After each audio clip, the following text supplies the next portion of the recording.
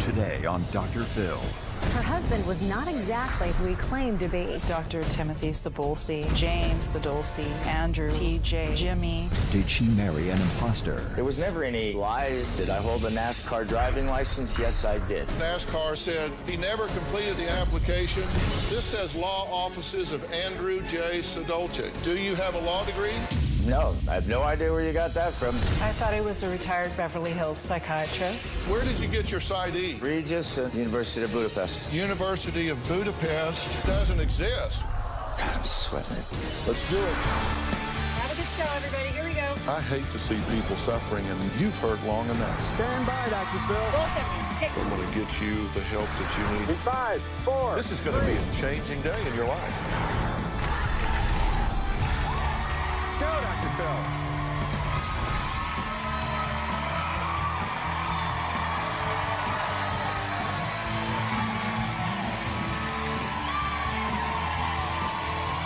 How you doing? Hey, guys. How are y'all?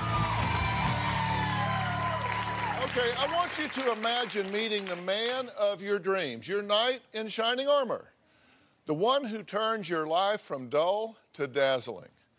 Now, Sherry thought she had hit the love lottery when she met Tim. She says he told her he was a successful doctor from Beverly Hills and a wealthy and well-traveled business entrepreneur. Theirs was a whirlwind romance, and just 4 months after they met, she became a doctor's wife. Well, so she thought. Take a look.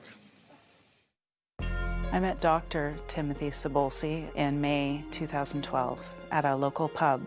My romance was extremely quick. I was swept off my feet. He was so charismatic, attractive. I was smitten very quickly. Was it love at first sight? I would have to say yes. We clicked very well together. She was the kind of person that you wanted to be around all the time. He told me he was a retired Beverly Hills doctor. He was an ex-NHL hockey player who played for the Winnipeg Jets and then the Hartford Whalers. He told me he was a Canadian Air Force pilot who was the pilot for the Prime Minister. He went to Pepperdine for an MBA. He was a Yale graduate and UCLA for his medical training. Within 3 weeks, Tim proposed. I took her for a very nice dinner, and when she came out from dinner, I had the carriage out there waiting. I got down on one knee and proposed to her. Tim promised he would give me this wonderful, luxurious wedding and pay for everything. 2 days before the wedding, he told me that his bank accounts were frozen and he didn't have access to any money at all. So he asked if I would put it on my credit and don't worry about it. We got married on a beautiful beach, and then we had a reception fully catered with seafood and lobster. And then the very next day, we went off to Cancun for a week honeymoon. After we got back, he told me it would all be paid off by September 30th, and September 30th came around and there was no money. There was promise after promise that never came to be. Things started seeming like they just weren't quite right. Well, after a month of marriage, Sherry says she became suspicious of Tim. She began to suspect him of cheating, and she wondered where all of his money was, because he certainly wasn't paying any bills. Now, Sherry started to snoop around and soon discovered what she says was a trail of lies. Take a look. After being married to Dr. Timothy Sabulsi for 6 months, I found an old email from a woman in New York, and she was calling him Andrew, asking for her $31,000. I contacted her. I asked her if she had a photo that maybe she had the wrong person. She responded to me saying that I needed to contact CBS in Fort Worth, Texas, the news department, that they would have footage from 2007, and that's what I did.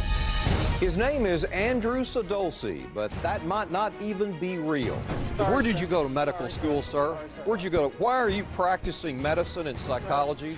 There's no record you have a license, sir. Andrew Sadulsi ran a pain management clinic in Garland. Robert Buckholtz, the clinic's attorney, says his client filed criminal charges against Sadolsi for allegedly stealing more than $30,000. Andrew Sadolsi eventually went to jail. In October 2009, he was sentenced to 5 years in prison. But less than a year later, he was paroled and deported to Canada. Watching the news story, it was devastating. I knew that I had to get him out the next day. I was so angry and hurt that I didn't want anyone else to go through this again. Well, Sherry says she wondered how many other people have been what she calls scammed by Tim. So she decided to tell her story to the press. Now, headlines called Tim an imposter husband. Take a look. I was in shock, and I really didn't know what to do, so I went to the press. Tonight, an I-Team exclusive. She fell in love, got married, and then discovered her husband was not exactly who he claimed to be. I don't know who this person is. I don't know him. I don't know where he's been, what he's done. It's all a lie. Did you tell Sherry, the woman that you married, that you were a Beverly Hills psychiatrist? I'd like to ask Dr. Timothy Sadolsi, James Sadolsi, Andrew, TJ, Jimmy, whatever name he's going by today. Why? Why me? All right, well, Sherry, I'm glad to meet you. Glad to meet you. And you believe that Tim is a con man. Yes. You think he scammed you, Yes. and he scammed a whole lot of other people, right? Absolutely. And you know that he has said to us that he thinks that this could be salvaged. Yes. That his relationship with you could be salvaged. And so we'll talk about that today, and I'm going to give him a chance to come clean with you and clear everything up. Now, we're getting ready to add him to the show, and he's in Canada. He's on satellite. He's not here because he said you had his passport and wouldn't give it back because you're controlling him, because you don't want him here. But from what we can find out, he's been deported and can't get back into the country. Tim says the press has been chasing him down for his side of the story, but he has never spoken out until today. He says he is here to clear his name and set the record straight. But first, let's clear up the issue about who owes who money in this marriage. Take a look. I have lost at least $50,000 in terms of the wedding and fully supporting him for 6 months. As for the wedding, I think she spent about $26,000 on it. The discussion over money was always that she would take care of it, and it was pretty well being put on the line of credit, and we always had the intent of paying it together.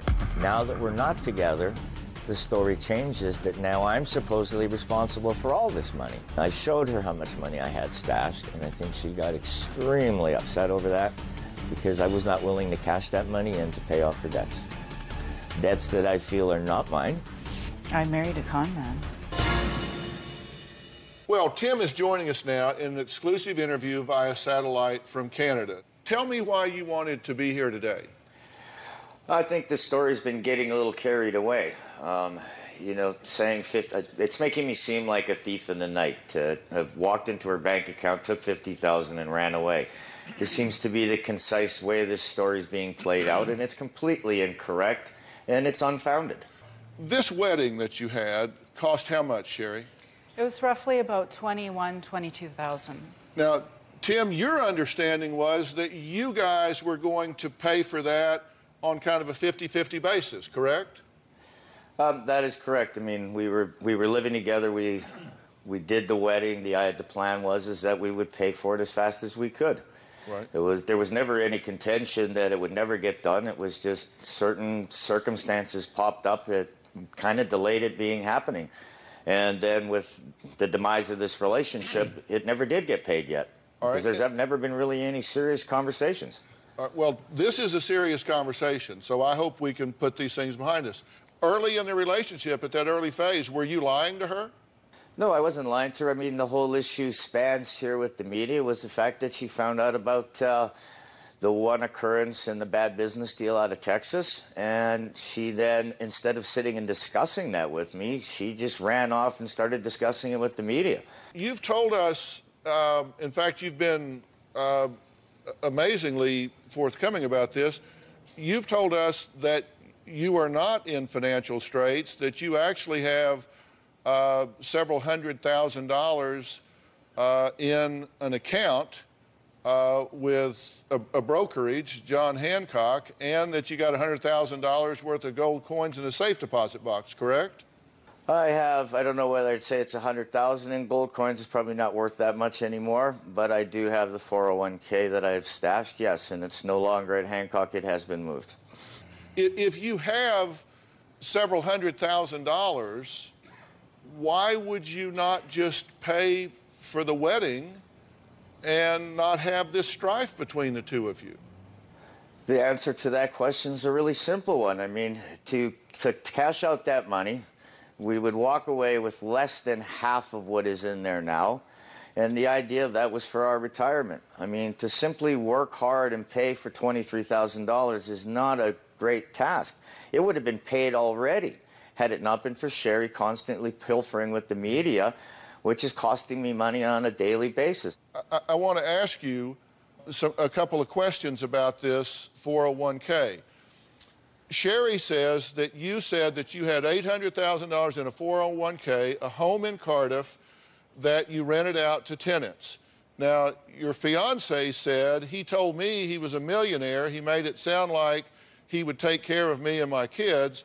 And then you told us, I have a piece of property in San Diego and over $600,000 in a 401k. I will send you a document of my 401k with John Hancock. That's correct, true?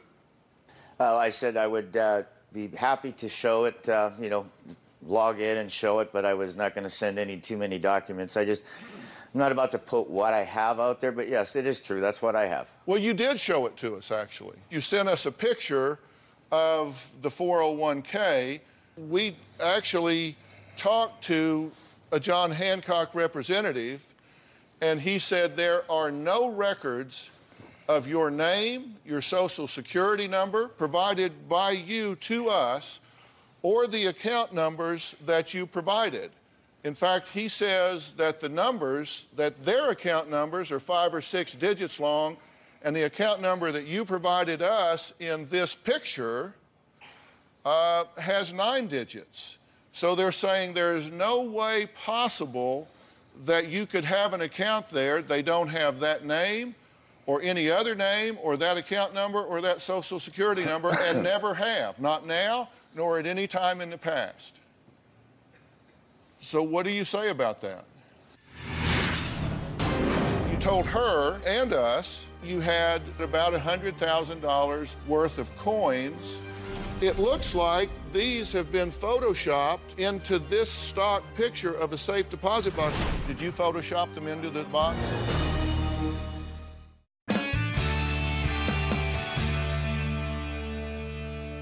You sent us a screen grab of that account with your name and those numbers, and we talked to John Hancock, and they said it's just not true. Okay, the money does exist. It is in there, but it is not under my name, and nor is it under that account number. Well, how did you get a screen? Like I said, it has been moved. How did you get a screen grab with your name on it then? It was done by a banker friend of mine. Okay. So what you sent us, again, was false. Again, I go in. No, it's not so much false. It was changed to protect where I had the income. That is, I apologize, but that is the truth. You told her and us that you had you didn't say exact, that you had to praise, you said about $100,000 worth of coins, gold coins, that you had gotten on a dive. We have the picture that you're looking at right now on the screen of these coins in a safe deposit box, correct? No, I didn't show you those pictures. No, I did not. Uh-huh. Where did you get this picture, Sherry? They were sent from Tim to me. Did you send her an email with that picture in it? It was sent from a friend of mine down in the States. Yes, it was sent from there. This is the picture that was sent to you, correct? Yes. And we got this from you that has the coins in it. And we reverse Googled this picture to see if it occurred anywhere else on the internet, and this picture came up with a key in the middle. And I thought, well, those look awfully similar. It looks like these have been photoshopped into this stock picture of a safe deposit box. And then I looked at what's called the patina, which is oxidation that takes place on metal. And if you look at the patina here and the patina here, it is exactly the same. This picture and this picture are the same picture, but one of them's got coins in it and the other one doesn't. So your friend that sent this to your wife photoshopped these coins into that box, did he not? Well, obviously it looks like he did in that case, doesn't it? But how did he send it from your email? It was emailed to me, and then I forwarded it to Sherry. There's a trail on that. Did you Photoshop them into no, the I did box? Not. No, I did not.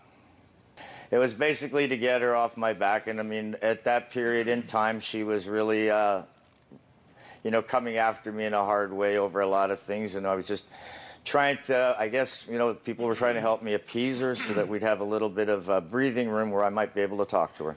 Well, I'm glad to hear it, because you got to give him credit, because he's telling you the truth here.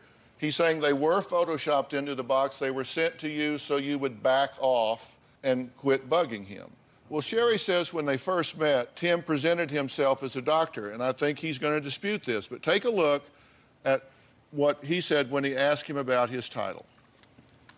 I was a psychologist, is what organizational psychology is what I went to school for. I never told her I was a psychiatrist. I said I was a psychologist. I did organizational psychology, but in Beverly Hills I had a pain management clinic, and that's pretty well exactly the same thing that I carried on out in the business that I took to Texas. I wasn't licensed because I ran the company, so I really didn't practice. As an organizational psychologist, I mean, you're more about running things. That's what I do. I run stuff. I'm good at how to guide people and make them do what I need them to do that makes everybody money. Tim, did you tell her you were a retired psychiatrist? You've never held yourself out to be a doctor. I never said I was a licensed doctor to her at any given time. God, I'm sweating to death here.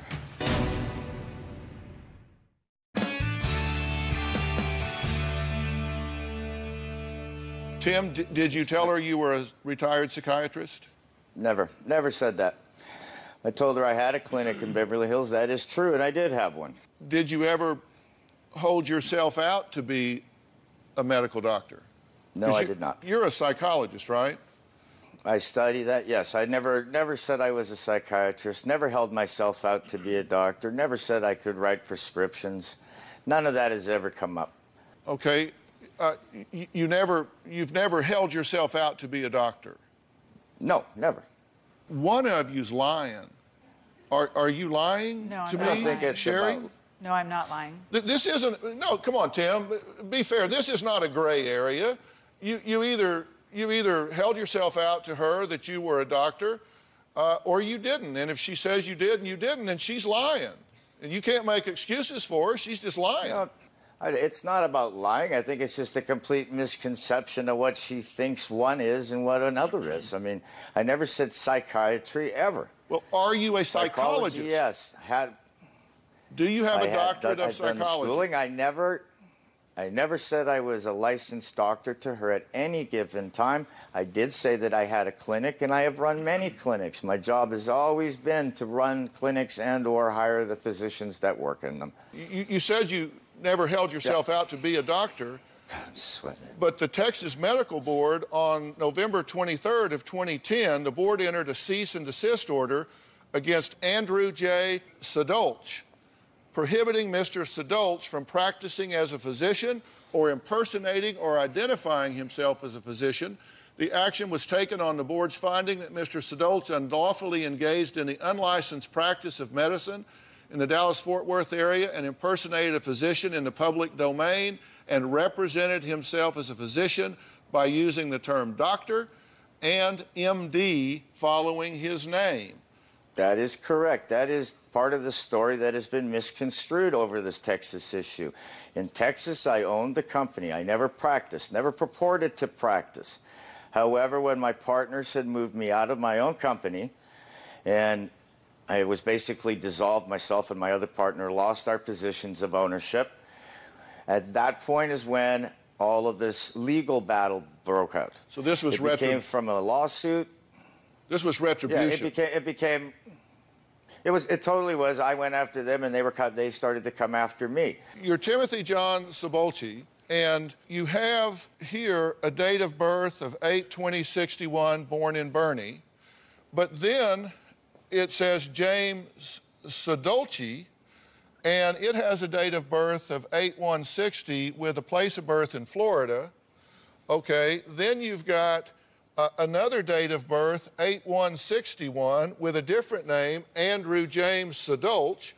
Then there's Andrew Day Sadoich, and there's a date of birth here of 8/20/59 and a social security number. Then there's Andrew Sadolo with a date of birth that's the same as Andrew J. Sadoich. And then there's James Sadolchi and has a social security number that is different from this social security number. So I count 6 names, date of birth 4, place of birth 2, and social security numbers 2. I am puzzled.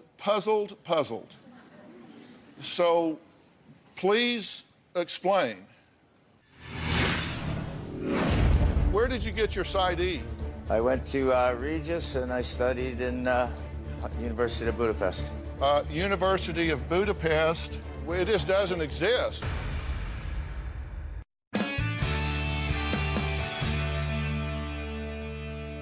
So please explain. There's nothing to explain. I've only used 2 names. I don't know where these other ones come from. They're not affiliated to me at all. Okay, so I mean, it's like when Sherry did her little background check a long time back. She came up with 8 different names. I mean, just because a name is close to my spelling or to what I use, it doesn't necessarily mean it has anything to do with me. Okay. Because I've strictly only used 2 names. Your second wife was and named... if you look, Andrew James was my name. Okay, your second wife was Connie, and she's passed away, correct? Connie's passed away, that is correct. That was your second wife? Correct. Okay. We have a marriage certificate here with James Sadolchi, with this date of birth and this place of birth, married to Connie during the years that you were married to Connie. So you say this name has nothing to do with you, but we have a marriage certificate with your wife during the years you were married to her. How is that? I said I used 2 the names. Look at my name I used today, which is my actual birth name. Andrew James Sadolchi was the name that I used for my entire time down there. Well, Andrew James and James are spelled different.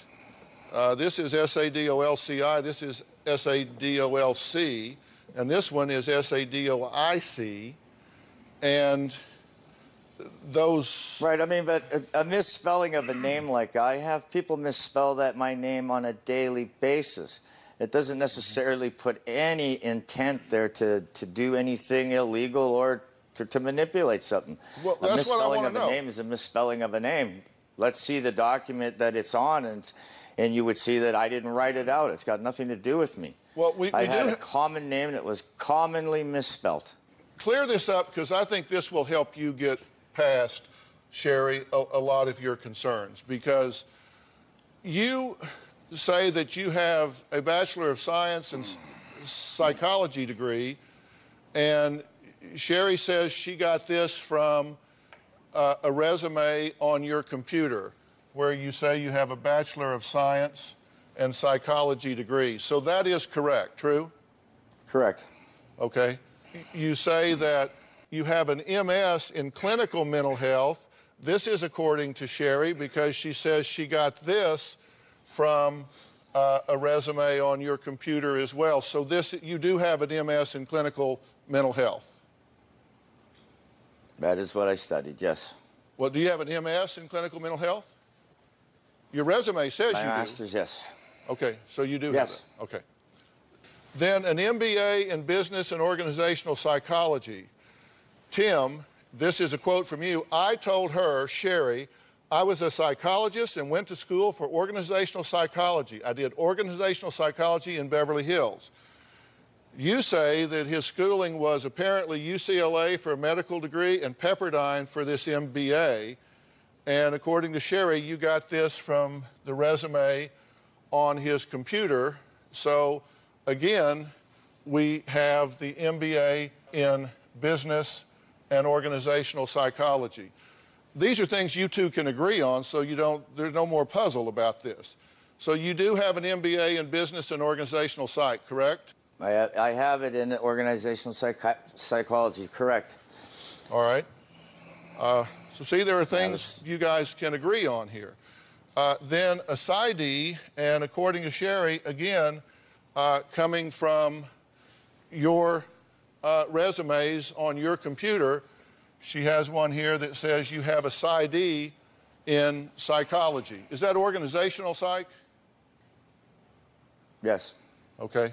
Because I didn't know they offered a PsyD in organizational psych, but so this is correct. True? So no matter what the media says, he's telling you today these things are correct. And she also has a screen grab from your Twitter here that's at Dr. Tim 2, and then a business card from Platinum Pacific Financial, which says that you have an MBA and a PsyD as well. So those things y'all can quit arguing about because you're saying that's correct. Sorry, I lost you there. Okay. What I was saying is you guys can stop arguing about that because you're clearing that up and saying that is correct.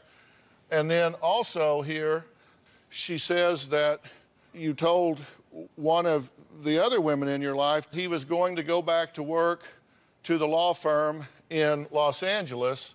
And we have here some letterhead that say law offices of Andrew J. Sodolce. Do you have a law degree? No, not at all. My partners in Beverly Hills had the law office. I never had a law office. Well, this says law offices of Andrew J. Sodolce. I have no idea where you got that from. I've never seen that. Okay. Where did you get your PsyD? I went to Regis and I studied in University of Budapest. So Sherry says you said you got your medical degree at UCLA. We talked to them. They said they have no record of Tim Sodolce or any of the aliases that we mentioned. She said, we've been told you went to Pepperdine. They say we have no records of Timothy Sodolce or any of the other aliases we provided. University of Budapest, it just doesn't exist. We can't even find a University of Budapest. And you said Regis University. We talked to their registrar, and they said you registered at Regis, but you never attended a single class. No, I attended classes. The school that I originally went to is called St. Regis University. Well, this is Regis University in Colorado, and our producer asked you if this was Regis. No, it wasn't. It was not in Colorado. It was in Los Angeles at the time it existed. Okay, St. Regis University. It is no longer a university. It was shut down. Well, we talked to our representatives in Budapest, and they say there is no University of Budapest. So how did you get a PsyD from the University of Budapest? I said the university was in Budapest. It has a completely different name to it. What's the name? It now it's changed its name. It used to be the University of Budapest. It is different now in what it's called. It was amalgamated into two larger units that were joined into one university. What would that university be? Things have changed over the period of time since 1990s. Right. What's it called now? I'll take a break. I'll be happy to look it up, and I'll give it to you. Did I hold a NASCAR driving license? Yes, I did. Did I drive the car? Yes, I did. You can go pick the phone up and ask him. Well, we did.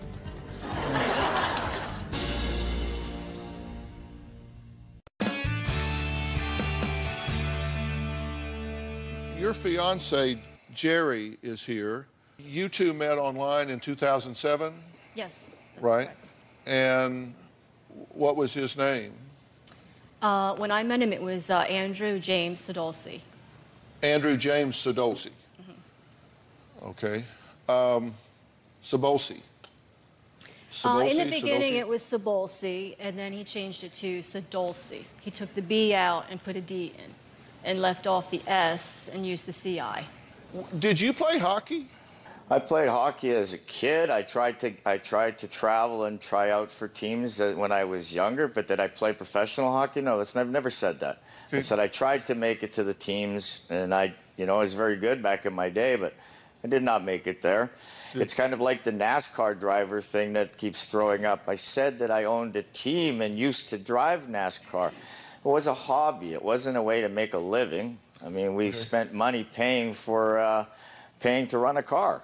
All right, well, so Sherry, you said, quote, he told me he was an ex-pro hockey player for the Hartford Whalers and the LA Kings. And Jerry, you said other careers he told me about included pro hockey player. We talked to the Hartford Whalers and the LA Kings, and they both say they have no record of Timothy or Andrew or any of those aliases. I said I tried out and tried to try out for those teams. I never said I would actually physically played and got paid by them. You never said you were a NASCAR driver, just that you owned a team. I owned a team that we raced in the Winston West. Did I hold a NASCAR driving license? Yes, I did. Did I drive the car? Yes, I did. That was a hobby. We paid for the car. We had a few sponsors on the car. It's not a job. It's not a living. I mean, the only time you can consider that a living if you're driving in the Sprint Cup. Well, we talked with NASCAR's corporate representatives, and they said our records reveal that Andrew J. Sadolch has never been licensed as a team owner or driver within the NASCAR organization, although he applied for a license to race lower-level weekly series. He never completed the application process, and in fact, he has an outstanding sum due to NASCAR related to that. We can also confirm there is no such team as Salem Racing. So they don't know it. I had the license and raced under the license for a year. According to NASCAR, because I did talk to them myself several weeks back when I was trying to get a copy of the license to show it to Sherry. I was told at that time that my partners did not complete the entire payment to them. As a result, they now consider the license not to have been issued. Their terminology is quite, can be deceiving because the license was issued. It was used for over a year. But now when I asked even to get information and get a copy of the license, I was told that since it wasn't completely paid for back in that day, that it doesn't exist as far as they're concerned. You can go pick the phone up and ask them, and they will confirm that's exactly what they told me. Well, we did. We did. No, seriously, we talked to their legal department, and I didn't read you the whole thing because they went on to say this didn't kind of happen, sort of happen, almost happened, not under any name. We gave them all of the name combinations, aliases, different time periods, Salem Racing, your name, all the other names that you may have used in combination names. They said, all we have is one application, never got completed, and owes us money.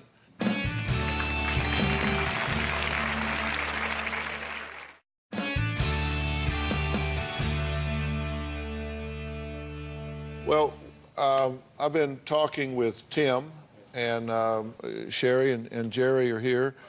You know, Tim sent an email that he wanted me to read yesterday, and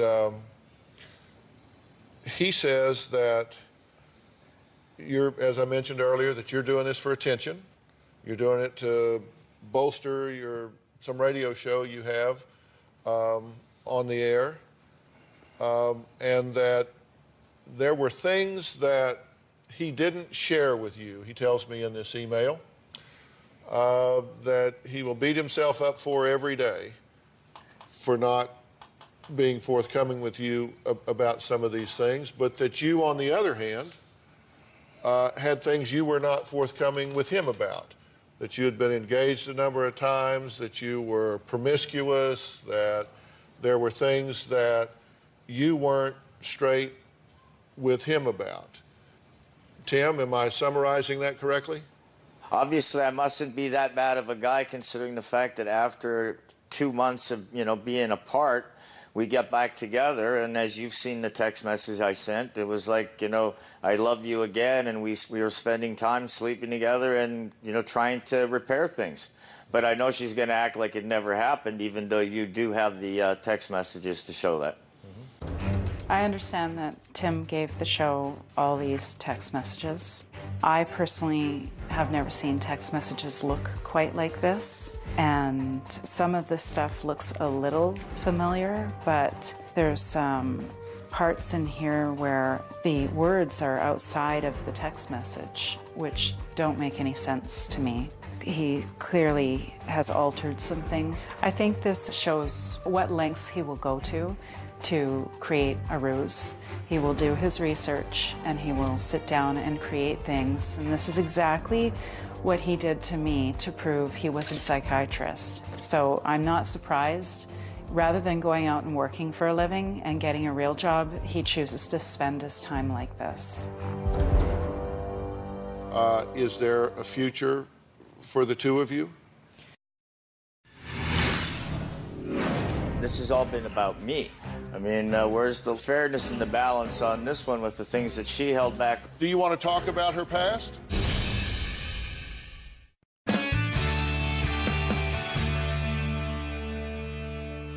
Is there a future for the two of you? At this point, no, I can't see a future for us. Tim, do you want a future with her?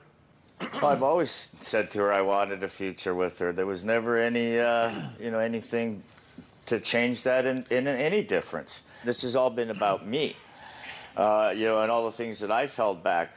I mean, where's the fairness and the balance on this one with the things that she held back on me, that she put such importance into my past on this relationship. She had a very sordid past, very promiscuous with the other people she was with. We never discussed the men she was engaged to or the others that weren't there. Do you want to talk about her past? If Sherry had a promiscuous background with these gentlemen that she lived with and the swinger groups that I had to hang around with for 6 months without knowing who these individuals were and being paraded to parties to find out that my wife had slept with most of these people, I mean, what's the wrong in that one? I mean, is there not a wrong there as well, that was hidden from me and I was forced to go to all these parties not knowing who these people are? I never went to prison. Yeah, so you make that up. You never went to prison.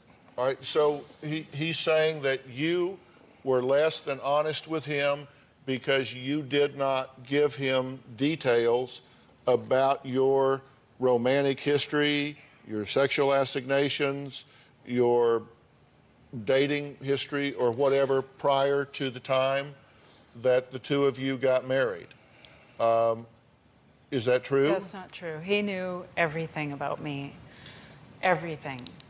What did you find out afterwards that you didn't know before, Tim? Let's hold her accountable. To be straight up honest, I never knew any of these individuals that we went to birthday parties or barbecues with. I had no idea they were swingers. That was never disclosed to me until not even a month and a half prior to our wedding, when we sat and talked about it. And the reason it was disclosed is because we were changing the plans and cutting those individuals out from the wedding because they were already telling Sherry my background and getting into her business.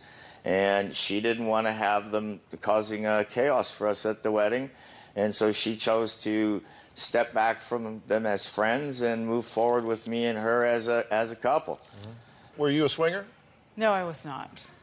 Well, she's now lying here saying she never was a swinger. I will tell you that together we were doing it. So for her to sit here and sit there and say she doesn't live in a glass house is absolutely ridiculous. She wanted to bring everybody on the show and hang me some more. It's about time that she sees that her past is not all that great either. All right, we're out of time for today. I want to thank all of my guests for being here. For more information on today's show, please log on to drphil.com. Thanks. We'll see you.